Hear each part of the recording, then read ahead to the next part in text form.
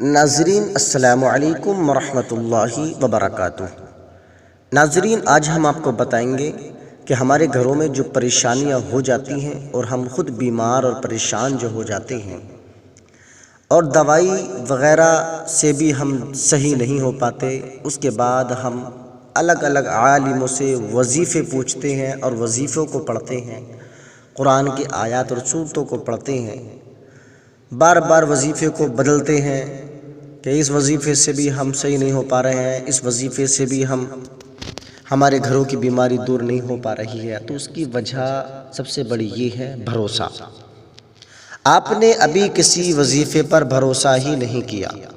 جب تک آپ کسی وظیفے پر بھروسہ نہیں کریں گے، آپ کی وہ بیماری، وہ پریشانی دور نہیں ہوگی۔ نیت کا پختہ ہونا ضروری ہے۔ اگر آپ کی نیت ہی کسی وظیفے پر پختہ نہیں ہے تو پھر کیسے شفا ملے گی؟ ناظرین، اس بات کو بتانے سے پہلے اگر آپ نے ہمارے چینل کو سبسکرائب نہیں کیا ہے تو ہمارے چینل کو سبسکرائب کر لیں، لائک بھی کریں، اور کمنٹ میں بھی اگر آپ کو کوئی پوچھنا ہے کسی تعلق سے تو آپ کمنٹ میں لکھ سکتے ہیں، پوچھ سکتے ہیں۔ ناظرین،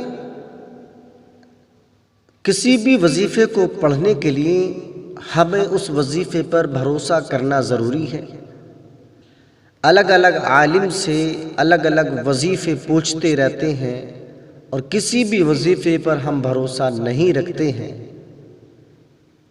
اسی کی وجہ سے ہماری بیماری پریشانی دور نہیں ہوتی۔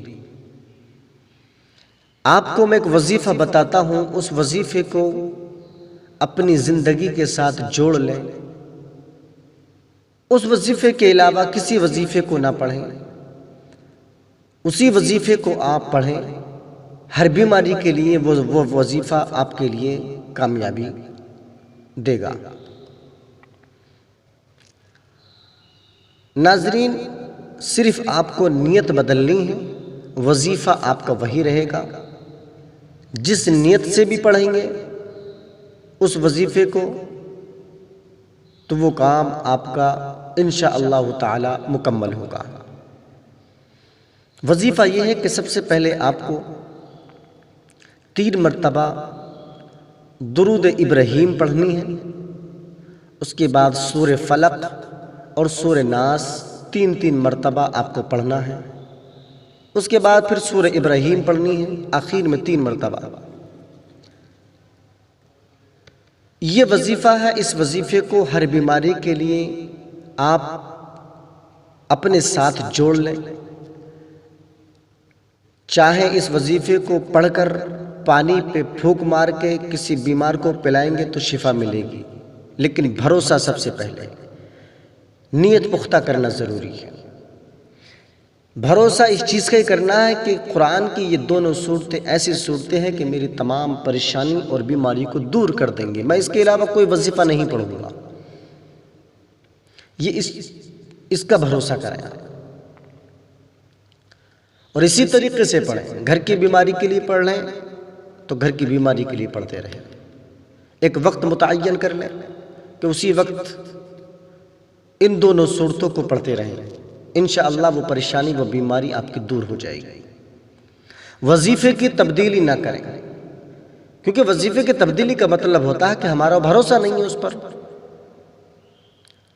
کہ ہم نے فلاں سورت پڑھی تھی اس سے کچھ نہیں ہوا، فلاں سورت پڑھی تھی اس سے کچھ نہیں ہوا۔